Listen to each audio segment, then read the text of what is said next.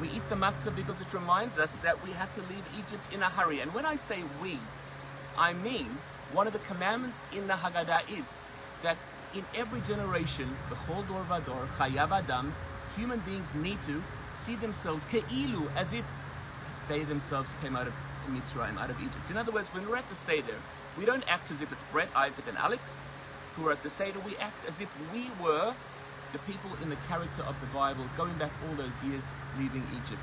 We need to put ourselves in the shoes of, and that's why we have the matzah, to remind us that we left early, the maror, to remind us of the bitter times of slavery and of servitude and of being reliant on other people to tell us what to do all the time.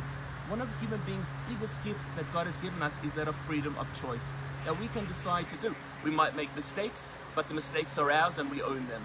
And that was taken away from us, and that is taken away from everybody who is put in servitude and slavery.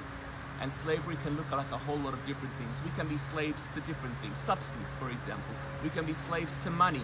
We can be slaves to people who treat us badly. We can be in a bad relationship. That is slavery too. But when we liberate ourselves from those devices and those vices and the people who bring negative energy into our lives, then we are moving from a position of slavery to freedom. So Pesach can be reframed, can be viewed in a whole lot of different ways. And it needs to be made relevant to you, that you see yourselves as if you were coming out of Egypt, not the people that existed thousands of years before. But the reason that we ask the question is because we were slaves. Avadim hayinu hayinu